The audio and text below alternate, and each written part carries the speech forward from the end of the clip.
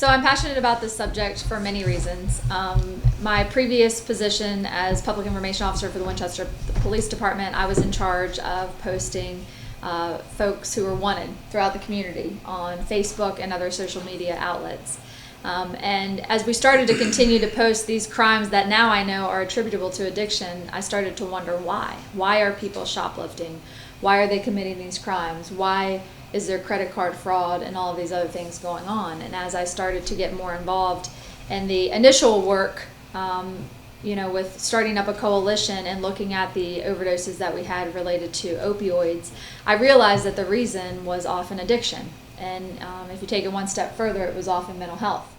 And so I'm very compassionate about this subject, and I've had family members who have been impacted in many ways. I've lost people in my family to the disease of addiction. And so it gives me a drive to want to help individuals and to hopefully make a difference in our community. How and why am I passionate about this? I'm a drug addict myself in recovery. I have family members that are in active addiction currently. I have lost a little brother to I'm passionate because I don't want any other family to have to go through what my family has had to go through.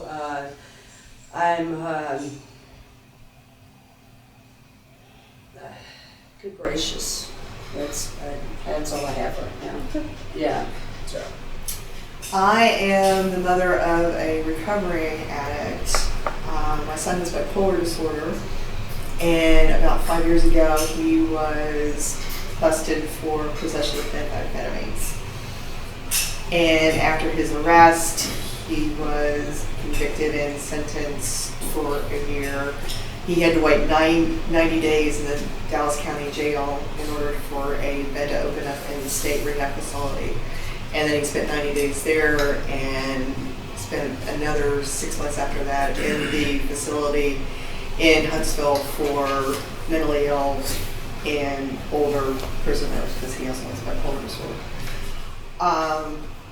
He was sentenced to a year probation, and it was probably the best year of his life because he had a schedule of drug testing and he enrolled in school. And then once that probation ended, he sort of fell back into off and on using methamphetamines. But right now, knock on wood, he's got a part-time job at Goodwill outside of Dallas. And so far, as I know, he's taking his meds. But I'm passionate about the subject not only because of that, because I live in a rural community about an hour and a half from here, and the opioid crisis is an extreme epidemic. One of the counties that I live close to is trying to establish a drug court, which they haven't had before, simply because of the amount of arrests for possession. But realizing that addicts need help. And we also need to find ways of intervening before even it gets to the point that people start using opioids and other drugs. Me? I'm passionate. Recovery, right? Is that where we're going? Okay. I'm passionate because I've lived it. I live it today. I lost count of the friends that have died years ago. More and more every week now. I got 2 years clean next month, and I was given a second chance when a lot of people thought I didn't deserve one, and I want to see other people get that chance. And I like helping people too, and I see the good in a lot of the people that don't see, because I know people saw it in me and nobody else saw it. So I'm passionate about this epidemic. I've lost so many people that being in long-term recovery, you help the fellow person. And in the very early stages, it didn't touch me,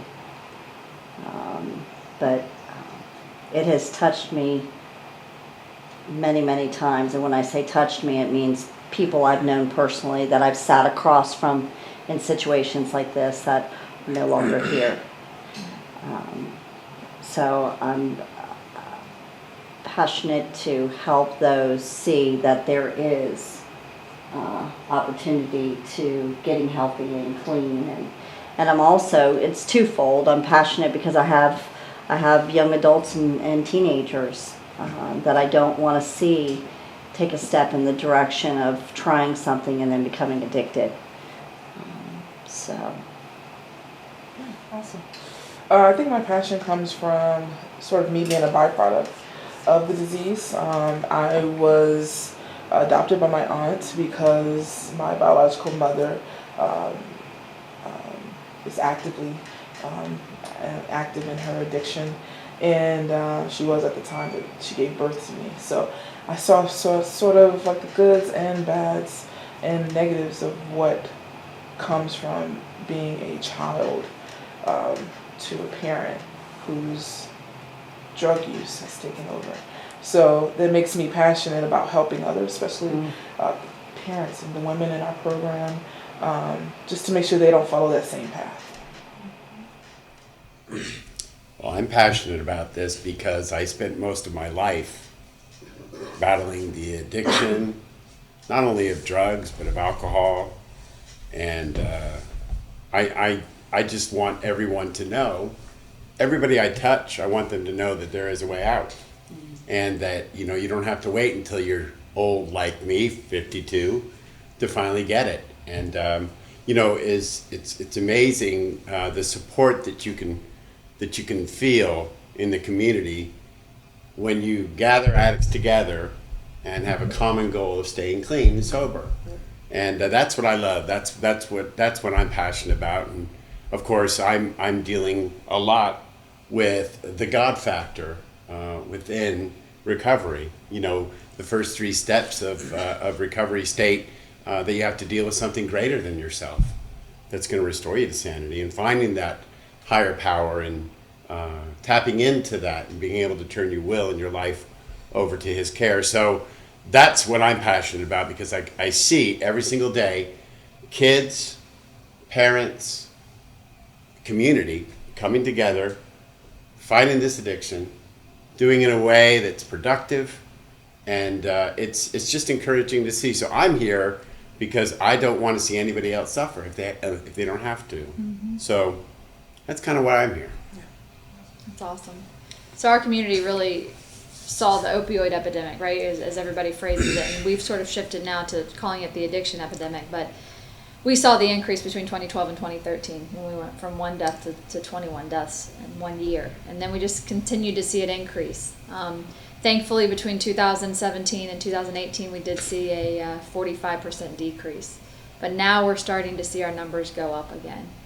So I think, you know, it tells a story that it is the disease of addiction. It's not just a particular drug, whatever the drug trend may be. And I know law enforcement has told all of us that we've seen a shift to stimulants, methamphetamine and cocaine, but again, we still have people dying of heroin and opioid epidemic. So, you know, I think what we try to look at are solutions to that. And one of the solutions that we implemented here in our community was the drug treatment court. And we've seen lives transform, like Andrew's life transform. What made the difference for you? Nice, just the support, and you don't get too much of that out there running chasing dip every day. Just someone to believe in it, structure. The time factor for me is a lot of people try to get clean, and a month in they're like, this isn't working, I'm not getting anything out of this. And I was saying a lot in the beginning about this is taking forever, but it takes time to realize what you can get back and what you can get out of it. Mm-hmm. It's definitely worth it. And what's so interesting is that, like, the different pathways to recovery, right? Yeah. So everybody has a different pathway, and I know that faith is so important for so many. Bethany, faith was important to you in your recovery, and Brad, and the number of lives that you're changing through the congregation and the individuals who are in your congregation who are either in recovery or living with addiction. Absolutely. And I think, again, being a pastor, I've found my way, my direction, but that's not the way it is for everyone. Right. And I've learned that lesson since getting to Winchester. You know, I realized that there are, as Lauren said, many pathways to recovery. Right. And because it works for me, might not work for someone else. And that's okay. But one of the things that we do as a community is we come together, find that specific goal of getting folks clean, and whatever that be, identifying with it, supporting it, and encouraging it. And I think that's what this community has done. And that's why I believe what we're doing here is working. I really do. It's amazing. This room right now is full of diverse people. Yeah. And we all have our way, if you will, Right. in belief. But you said something so important, you know, we're meeting, we can meet people where they're at. And I think also in this community, we've helped people understand that they need to remove the stigma from it. The person that is caught up in the addiction is, you know, it's not the street junkie, as people say. It's the high school student that got injured playing softball. It's the mom of 2 kids. It's the businessman that is using heroin every day now just to maintain so he's not sick every day. You know, and it's and when we are open to knowing that there's different pathways that we can share with them, we're meeting them right where they're at. And you know, this community where we gather for rallies, and we've just, you know, a lot of work has been done in this community to remove that stigma. That's good. So people's eyes are more open to, gosh, this is my son, this is my wife, this is my, you know, gosh, I never knew, you know, she struggled like that, you know, and it becomes with the addiction, it just becomes where a lot of it and Andrew, you know this, you're just maintaining every day. Yeah. You know, you're not getting high every day, you're You're maintaining, just so being normal. yeah. And one of the most powerful ways I think that we've been able to meet people where they're at is through peers. Individuals who have lived experience of addiction who are able to speak to them on another level. And I think, Kim, you're just so good at that. You speak truth into people. And, you know, I know that you do that through your work with Rivendell. And it's remarkable. Yeah, I was just sitting here thinking about just a few short years ago where, you know, I was that, I guess, strung out junkie or whatever you know, I don't like that word. Or people associate junkie with heroin use, and you know, that wasn't really my drug of choice. But I was just thinking about you know, so many folks that got and stayed clean in my facility, and then later on come back and say, you know, because you were so honest with me, and what I was able to stay clean. And what I try to do is speak truth to people. You know, I live at the facility, the entire facility, I don't like that word, I live at the place. And The compound. the compound. Plantation. Love it. I live at the plantation. And you know, like those, I get to know these guys. I get to know them. I get to know, you know, their, you know, what makes them mad and happy and sad, and then I get to know their families. You know, and if you're anything, if any drug addicts' families like mine, we're a hot mess. And you know, I get to share with people even today that, you know, I don't go to my parents' house for Christmas, and it's not because I don't love my family. It's because they installed the buttons that and they push them with me, if that makes sense. But I'm off on a tangent. But yeah, you know, I just try to tell how I got and how I've gotten, and I've stayed clean, and just be as honest as possible. You know, I don't really sugarcoat much. You know, my anonymity was blown a few years ago. I'm extremely open about my recovery, and I was thinking when you were speaking, Bethany, about everybody has an addict. Everybody has an addict. You know, I have the pleasure of working at a restaurant one day a week, and everyone that works there and most everyone that comes in there are regulars of mine. And they know my story. They know I'm in recovery. And at least once or twice a month, I get I've got this friend, you know, or my mom is, or my dad is, or whatever. And it's the stigma's starting to be lifted, you know. And I think it's because of folks like us that aren't scared to tell our stories and aren't embarrassed. I'm not embarrassed anymore. My family's not embarrassed anymore. You know, my parents, they used to be like, Kimberly, take that off of Facebook. And now I see they put stuff up, you know, of losing loved ones or whatever. And I don't know, I've got a great story. I didn't realize I had a great story until, you know, people would come back later on and be like, man, this part of your story is what helped me. I think that stigma also is what contributes to individuals isolating. You know, we talk about addiction as the disease of isolation. And yesterday we had a coalition meeting. Many of you were there during the coalition meeting, and the president of the coalition was reading an article that talked about how technology is now contributing to isolation. Teens aren't interacting. They're not having the conversations that some of us grew up having because they're in their phones and they're more interested in their phone than they are with a conversation with a friend. They're not hanging out with friends as much as they used to. And so, yeah, I guess where do we think technology is taking us, and what role does prevention take in this, I guess, is an interesting question that we have to ask ourselves.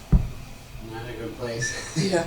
I feel like even the online game especially takes away all the boundaries and all the respect, or anything that should be there is not there. Like I was telling you earlier, all the stepson's on there all the time, and he's talking like 40-year-old men that are like cussing and just saying things you don't say to children, and that's what they're exposed to. Every single one is exposed to if they're on there, and that's it just blurs everything, and they're not young enough to process it right, and then they just go, okay, well, the world's just I can do what I want, and I don't know what I'm getting at with that, but it's not a good direction, and I don't know how to fix it because it's here. And that's why it's so important for these like church and these pro-social activities where individuals are interacting and a part of something beyond their cell phone and the people that live in their cell phone. I think that one of the biggest things that I've learned is, you know, it's much easier to prevent use than to treat it. Yeah. Right? And so one of the things we've tried to do through the coalition is start a program, the Give Me a Reason Drug Prevention Initiative, which is providing saliva-based drug screens to local parents free of charge. And it's not just about the drug screen, it's about parents just having conversations with their kids about drugs. You know, I don't know how many of you all, I was part of a DARE program from kindergarten. But DARE's, you don't hear about DARE much anymore. Yeah. And let's face it, the Just Say No didn't work. Yeah. So where do we go with prevention? What are the solutions?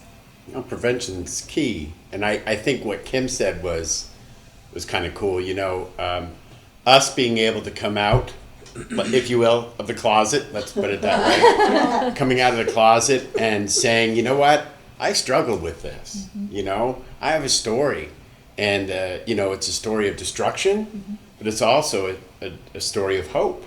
You know, and one of the things that I love about recovery is that as people become honest about their past and are willing to share that, it's twofold. Not only do they set themselves free, but then they help others to recognize that, you know what, I'm an addict, or I'm struggling with this, or this is something that I'm feeling peer pressure about. You know, they see that, you know, there's a way out, but not only that you don't have to go down that path. That's not something that you're going to be pushed into. You can find a way out, and it's through people like us in this room that the story of prevention, I think, is propagated. I really do. You know, and I think propagation is the big thing. You see a lot of this in the drug court, though. Yeah, I mean, I was speaking with Andrew earlier, kind of, we're trying to come up with ideas of what he can do about getting his stepson sort of active and involved in the community. And we're talking about just more pro-youth activities in communities. Looking around here, there's not many activities for youths. I mean, throwing rocks at windows is fun, You know, She got because a bunch of money. yeah, exactly. And then if you have to do something and you have to be active, then it costs a fortune. So it's not cost effective for people. So I think a great way to prevent or I guess the proliferation of drug use is having positive activities around for youth growing up. To sort of curb that idea. No, that's a great point. And I think it's so important, the role that schools play. And I keep saying, you could probably walk into any school and ask a teacher, who in this classroom do you believe is at high risk of substance use? And they would tell you. You know, Andrew, you were talking earlier about your mom, and she's in a school, but the question is, what does she feel empowered to do with that information? There's not much she's even allowed to do with it.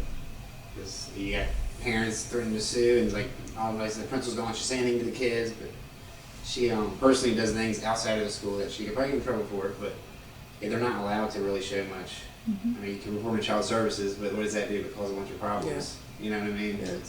Like, there's really not many options. Like she's saying earlier, there's nothing here for the kids to do outside of school either. And I think the problem is convincing the people of the community to invest money in these programs that they're not going to make money on. In the long run, you're going to say, you're saving money, but nobody sees a profit today. So why would all these people want to invest all this money? I don't know, it's something I've been thinking about lately. Because why else would we have this stuff that's obviously going to benefit all our children? But there's no money coming in. It's hard to get people to jump on board with that. Yeah. I mean, and we need to stop looking at it as their problem and look at it as Oh my our gosh, yes. problem. Right. Community problem. And a lot of parents are like, well, not my child. Yeah. It's not my child. Of course not. Where But I think, it can end up being their child, you know. I think I was thinking, so my path to recovery has been 12-step based, and I know for me, when we go to meetings, we talk about our feelings, we talk about what's going on, we talk about how something affects us. And I believe that it's extremely important to teach a child that, to let a child cry if they're going to cry. I remember growing up and being told, what are you crying about? You know, straighten up or whatever.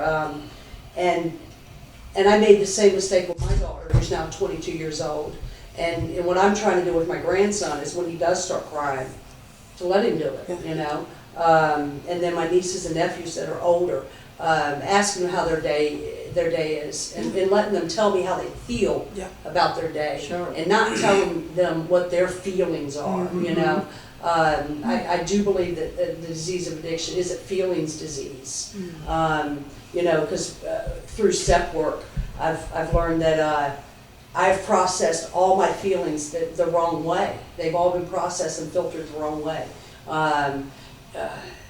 You know, I remember growing up and just being a scared kid.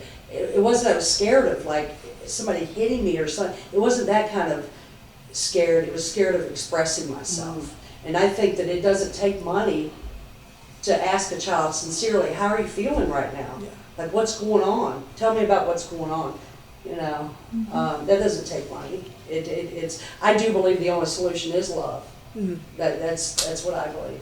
It all comes back to connection. Connection. Yeah, and I was going to say that could be why you have more kids going to social media, going to their cell phones and gaming, because in the community, in their families, it's missing. That sense of connectivity is missing, and sense of, like you said, sharing, being an emotionally intelligent person. If you're not raised under that, then how are you going to learn that? So you go and you get your outlet from unhealthy outlets. Or you're looking for something in your parents' medicine cabinet that can numb that, can mask that. I think Kim brought up a good point. You know, it doesn't take money. I think one of the things that we try to count on is funding. And, you know, but we got to be honest. Funding is, you know, hit or miss.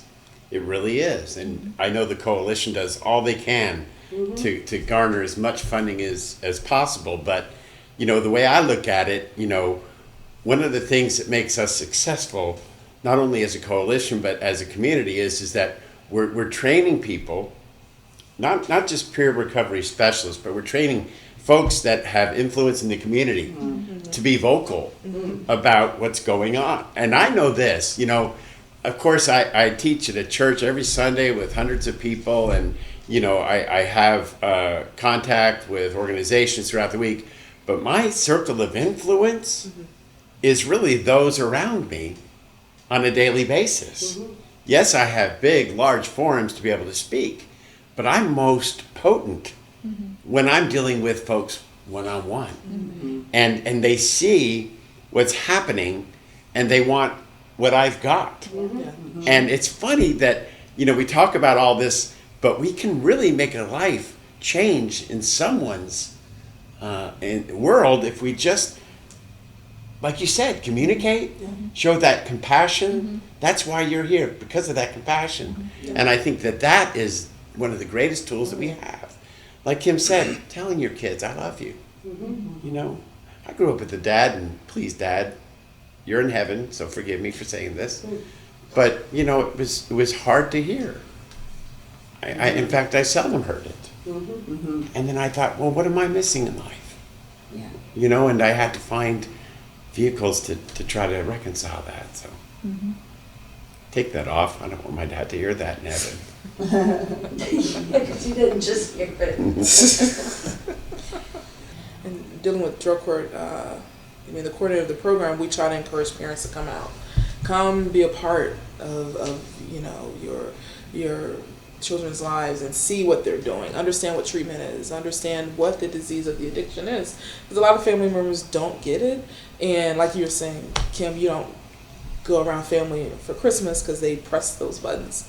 And a lot of our people don't understand that. They don't understand that our clients can't be a mother right now because recovery has to come first. And that is a huge, huge issue. Good. And we try to get family to back the clients and say, you know, I understand that you're going through the program. I understand that needs to be number one right now. Here's how I can support you in that. So I think if more and more parents understand, or family understand what addiction is, what it requires to become sober, what it requires to stay sober and be active in their recovery, I think the individual will have a long lasting recovery. But and once again, it all goes back to support, compassion, and understanding, and with that, ending the stigma.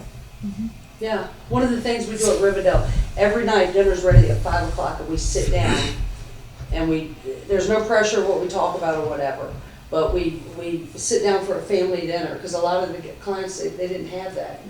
You know, I had it, but you know, we kind of had to be quiet because Dad just got off of work and he was, you know, tired or whatever. But and we talk about things, and like I like to play this little game, so to speak. But what we do is we'll go around and name 3 of our biggest fears. And the cool thing is, I'm not allowed to repeat any of your fears. I got to have my own fears, because I've found in the past that people will copy, oh yeah, I'm scared of heights, or, you know, whatever. And it's really learning a lot about somebody just by, you know, learning their fears and learning, you know, I don't know.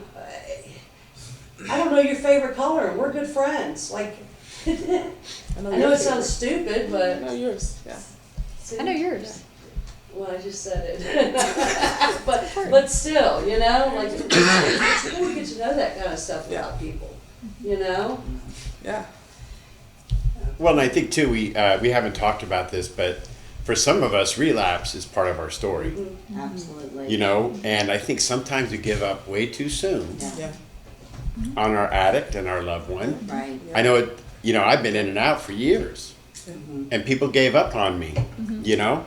And then I was stuck by myself, and I get it. I think we have to come to a point of desperation. I do believe that there is that bottom, and nobody else is responsible for that but me. But I think one of the things I see lately is that, okay, you messed up. You went back out. Let's try it again. Yeah. Let's do this again. Yeah. Right. And not giving up. And I see that in the drug court. Yep. I've been at those meetings on Tuesdays, and I see, you know, them coming in, their tail between their legs. They may have had a dirty urine, or, you know, they didn't call in on time. Okay. Yeah.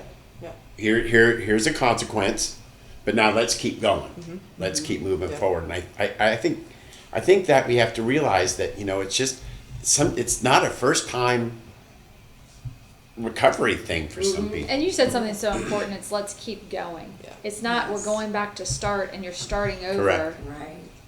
It's you're continuing and you're picking up with all of the things that you've learned up to that point and moving forward. And a lot of times it's much easier to bounce back than it was when you're very early in recovery and you don't have that time under your belt and the tools in your toolbox to say, this is what I need to do. You know what I need to do the next time I feel that way or am triggered that way is call somebody that I can talk to about it. Correct. Right. Yep. Yeah, with new clients coming to the program, I always say the point of drug court is not to put you in jail, or we would have left you in jail. Yeah. The point is to rehabilitate you and to make sure that you can have a sustainable sobriety. So, you know, unfortunately, relapse is a part of some people's recovery, and we understand that. That's why we're very lenient when it comes to that. We understand it's a process, that there's treatment that needs to be provided for the individual. And if there is a relapse, or what we call flare-ups, if there is a relapse, then then the team comes together and we discuss what can we do to better serve this individual. Okay, maybe this sort of class and treatment isn't right for them. Let's reassess. Let's go back to the drawing board and let's figure this out. So it's not just the individual trying to pick up and progress. It's also the team learning ourselves to figure out how we can better serve that client. And most importantly, it's about therapeutic adjustments Yes. rather than a sanction. Correct. So rather than you're going to jail, Yeah. which we do have to Sometimes hold them that happens. accountable, Yeah. right? Uh-huh. And correct the behavior. Yeah. But more importantly, it's what therapeutic adjustment can we make to better serve this individual and help them through their And I know, Andrew, you sit out in the audience, and we haven't, you've had consistent sobriety dates throughout the Yeah, program. this time around, this has been my most successful one. Yeah. Like I said, relapse is part of my story too. Amen. But just the support this time helped. It made a world of difference. And drug court saved my life this time. It is evolving. It's completely different than when I came in. I've been in 14 months and it's not the same program. It's a better program. It gets better.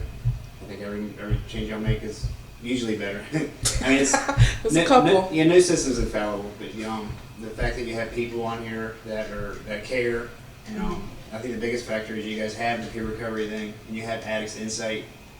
Because you guys talk about understanding. I think the understanding is the hardest part of this whole process. Because a lot of understanding you can only get from experience. Right. I can't just tell you something and you're gonna understand it. Right. Like, every time I relapse, somebody in my family's like, you lost so much and you got so much back. Why would you do it again? Yeah. Like, they don't. Right. They understand a little more every time. Yeah. And every story you hear, you're gonna understand a little more. But there's some parts you just can't understand until you've been a part of it or you lived it and it's been through your head. So I think the fact that you have people in recovery that put input on it makes a more difference. Relapse, talking about relapse being part of it, it's part of it, but we also have such a wonderful community full of recovery, different pathways to recovery, and I think with the recovery community here, they're very welcoming to exactly what Brad said. You fell, I'm gonna give you a hand up, come on, let's dust yourself off, come on, instead of being like, you're doing it again, you're doing it again. So as much as we have an opioid problem here in this community, we have a really strong recovery community here too. Absolutely. So I love Sunday mornings for one reason, is because I get to see so many of the folks that we've invested in come, and they look good, and they're getting to be comfortable with where they are, and they're happy. They have good jobs. They have restored families. It's just such a blessing to see. And to touch on a point Bethany made, one of the things that keeps folks from coming back into the rooms of recovery is the shame and the guilt that they think is there. Yeah. Nobody's really kind of propagating that at all. Yeah. right. But that's what an addict's brain is a bowl of mush. It really is. And sometimes they don't understand that all we want is for them to come. You're the only one keeping you back. And so realize that we've been where you are. This is nothing new. This is no shock. And I think one thing that we have to encourage people to do, especially our addicts, people we love, is to push them, not carry them, but help push them into where they need to be successful in their recovery. I think a lot of that is, so at Rivendell, we teach them, or I don't know if you teach anybody this, but to find your Saturday night, and that's finding your passion. Like my passion, I have a lot of passions now, and I didn't realize I had all these passions, but I know that if I were to use, my Saturday nights would get taken away. Like I would give them away, like, you know, playing in the church band and, you know, doing stuff like this. Like I can't do this if I use. I would lose my job, my house, you know, just all this stuff I would end up losing. And for me, I'm not willing to give up my recovery. Exactly. I'm not willing to give up my time because I'll lose so much. I'm not willing to do it today. I got a life that's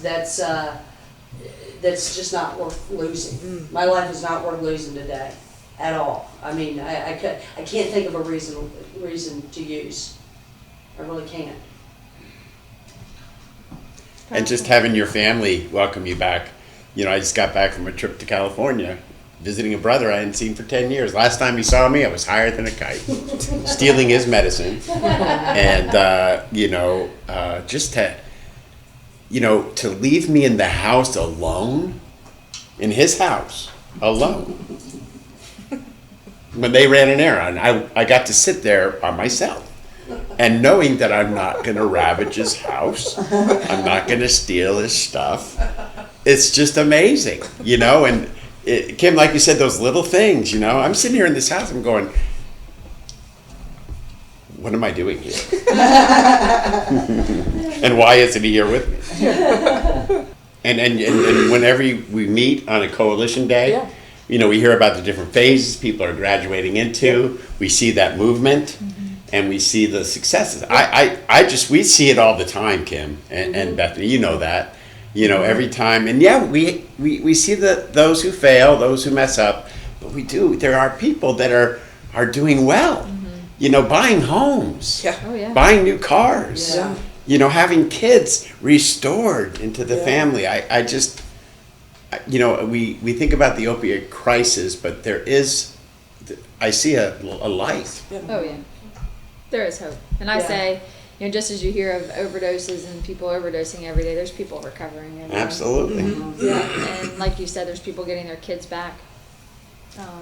Drug court driver's license, huge deal. Huge.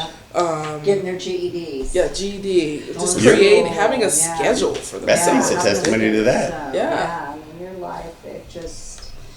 Andrew, you have you were in the process of buying a house? Yeah, still in the process. Yeah. Say what? I was trying to, I gotta wait a little longer, but we got a rental. You got your credit score up? I mean, My credit score's way up. Yeah. Come on, man. That's great. Getting my business now. Yep, has Really? his own business. And having like your rights restored, you know, I can vote if I want to. I can run for public office. I won't, but I could. I could be a notary public.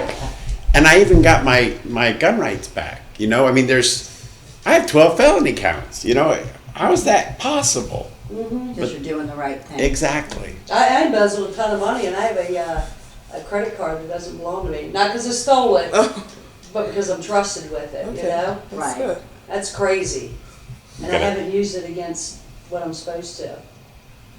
That I know of. You know. All right. But I think it's cool also how we have our, like the family members, you know, the non-addicts, the normals, the earth people, whatever you guys call yourselves. We call you stuff, but you know.